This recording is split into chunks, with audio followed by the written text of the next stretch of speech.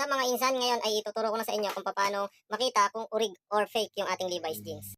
Okay mga suki, maraming klase ang Levi's jeans. Kaya minsan hindi natin alam kung orig ba or fake yung ating pantalon.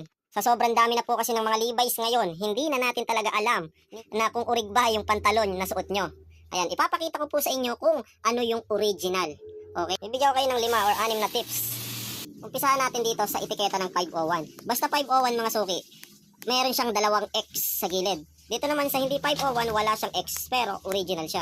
Itong ganito namang klaseng etiketa, original siya, pero original patch to ng Columbia. Ganyan po talaga yung mga etiketa ng mga Columbia at iba pang country. Then next natin ito, si 501 na Levi's din siya. Okay, andito naman yung quality clothing niya, then yung XX niya nasa may taas. Siyempre, pag nakaharap sa atin, nasa right yung kanyang XX, siyempre. Tapos yung quality clothing, kaya lumagpas yan kasi vintage na itong etiketa na to. Kumpara dito sa ibang 501 na nandito yung XX niya. Dito naman tayo sa Levi's Denizen. Okay, Denizen from Levi's, original siya. Yan yung mga pangmasa ni Levi's. Gumawa si Levi's ng pangmasa na pantalon para naman na afford nung iba na wala masyadong kakayanang bumili ng mas mahal na produkto ni Levi's. Kaya syempre naglabas sila dito ng ito nga Denizen from Levi's. Sobrang tibay din at sulit na sulit yung pambili nyo dahil quality, yung tela, yung mga materials niya, syempre lahat sa Levi's nanggaling yan. Ito, yung ganitong klaseng etiketa naman, leather label, basta mga premium na Levi's. Meron siyang nakalagay dito na genuine quality clothing. Okay, at lot 511, syempre sa loob niyan may nakalagay din na premium. Ayan, may nakalagay siya na Levi's Premium San Francisco, California. At kung mapapansin natin, yung tab ng mga premium, yung mga genuine quality clothing, ay capital letters po yung kanyang nakalagay sa tab. Okay, dito na tayo sa peking Levi's. Ito yung mga fake na Levi's. Kung makikita natin, ayan, matigas yung kanyang etiketa, malutong, hindi talaga maganda.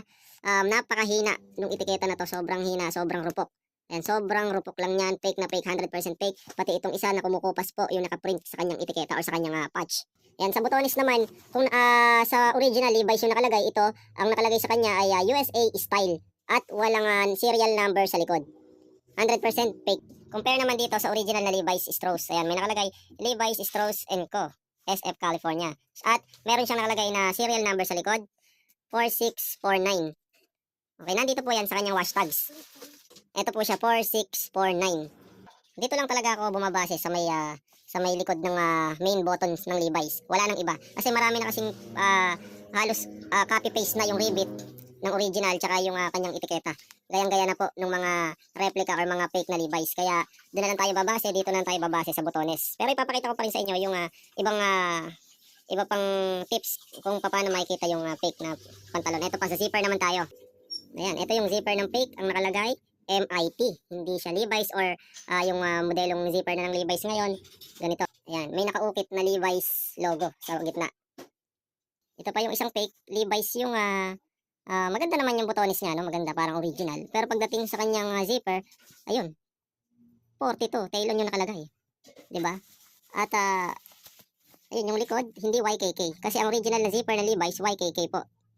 Ito po yung original na Levi's, silipin natin yung sa likod ng zipper niya. Ayun, PKL. At ito naman po yung YKK. Ayan. Ito po sobrang solid nung YKK talaga ng zipper. Promise po yan. Ang tamang ituturo sa inyo, marahil hindi niyo pa to, marami pang hindi nakakaalam nito. Ayan, ito na. Sa pambabae, 97 yung nasa dulo. 97. Kung makikita natin, S40197. And sa panglalaki naman, S40196. Ayan. Pagka lalaki, 6 po yung dulo. Pagka sa babae naman, 7 yung dulo. Yung kanyang model, okay? Pwede nyo i-search yan, Levi's, tapos 527970010. Yan, pwede nyo pa i-search. Lalabas po talaga yung ganitong klase ng Levi's. Siyempre kasi pagka umu-order po kayo, kung ganitong kulay, ganitong klase, ganitong style yung forma, ang gusto nyo, ito po yung numbers na hanapin nyo. Yan. Kung maselan ka lang or kung gusto mo talaga ng ganitong style. Ayan, dito ka babase. Ayan, i-search nyo po ito. Ang lalabas po dyan, ito. 720 high rise super skinny po yon. Okay, tandaan natin mga suki na hindi lang sa etiketa. Ayan, dahil marami napakarami po talaga na Levi's sa buong mundo. Lahat ng country may Levi's, lahat po ng bansa may Levi's. Kaya ito lang ang titignan talaga, yung sa main button. Ayan, yung main button lang po ang titignan natin kung orig or fake po ba talaga yung Levi's natin. Tsaka wag po kayong mahihiyang magtanong sa marunong. Or eto, bago po kayo bumili, panoorin niyo po muna yung video ko bago po kayo bumili ng original na Levi's. Pero sa mall, 100% mga orig po yun. Kung sa mall po kayo bibili, walang problema po. 100% orig. doon na lang po kayo medyo maraming tanong sa mga nag-online din ng Levi's. Ayan, hindi baling matanong, walang problema yan sa amin. Kami nagtitinda kami ng Levi's, okay lang sa amin kung maraming tanong yung customer, yung mga pinapaset nila kung orig ba. Ayan, ito pa yung isa na may mga ribbit na fake. Ayan, yung ribbit niya walang nakasulat ni LS, ganun, wala. Clear yung likod. Pero yung sa harap, USA style, hindi rin siya Levi's. Okay, fake talaga siya. Meron namang mga made in China na original. Okay, dun lang tayo babase sa stitch, sa buttons. Okay, syempre ayan, may number sa may back button.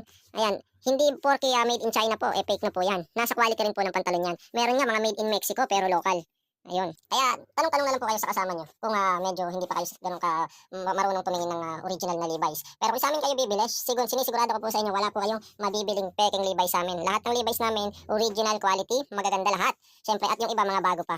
Marami kaming iba't ibang klaseng Levi's dito. Ito yung gawa ng Levi's Japan. Ayan, ito yung mga etiketa talaga ng Japan, ganyan po. Made in crafted. Ito naman yung sa mga Columbia, nasabi ko na rin kanina. Maraming iba't ibang klaseng etiketa, ribbits. Kaya minsan nagdududa tayo, baka peke. Ayan. Thank you for watching. I hope na may natutunan po kayo. Don't forget to like, subscribe, and click the bell button para ma-notify po kayo pag mayroon akong bagong videos. Okay mga kainsan, salamat po ng marami sa panonood. God bless you all po. Yan, kung gusto niyo pong umorder sa amin, i-add nyo lang po yung Kulin Pants Ukay by JK new account. Sobrang dami po namin ipinopost doon. At tuwing Friday, Saturday, nagla-live po ako pagkagabi, mga sale namin na Levi's. Ayan, ito sobrang lupit ng kulay nito. Napakaganda, sariwa, bago pa siya. Yan po yung mga tinda namin dito. Made in Mexico. Siyempre, ganito yung mga print sa may packet pagka hindi 501. Ito naman po yung mga print ng 501. Ayan, ganyan po yung print sa may packet. Ayan, ang ganda nito. 513 Slim Fit. Modern wash. Super ganda nito sa personal. Ayan, made in Pakistan. Ito, 513 siya ulit. Slim Fit. Slim Fit. Ito, maganda yung kulay niya, yung wash niya. Dark blue siya na may simpleng wash sa may hita hanggang tuhod. Sobrang lupit nito. Made in Egypt naman siya ulit. Made in Egypt. Ayun yung print niya sa may packet. 501XX Vintage. Size 36. Wow. Siyempre, 501 to. Button fly yan. Di botones. Hindi lang masyado maganda yung kulay kasi yung naghahalo yung warm light tsaka yung puting ilaw. Next is 508 Taper. Ayan. Size 38. Ang length ay 32. Taper, ibig sabihin medyo makipot po siya dito sa may taper opening. Maporma din po ito, maganda rin yung kulay niya. Yan, bihirang-bihira sa Levi's yung 38. Meron kami dito ang available 38, 40 hanggang 40. Sobrang the best lumapat nitong taper na to, 508. Para na rin siyang skinny. Ayan, parang skinny rin lumapat, stretchable. At syempre naka-butterfly po yung stitch niya dito sa loob. Wow, made in Mexico. Ang lupit nito. Pangmalakasan. So, yun lang mga insan. Pinasilip ko lang yung mga available pa naming Levi's. Madadagdagan pa po yan this week. Kaya abang po kayo. I-add nyo po ulit kami. Kulin Pants Ukay by JK new account. Okay, maraming salamat po. Bye-bye.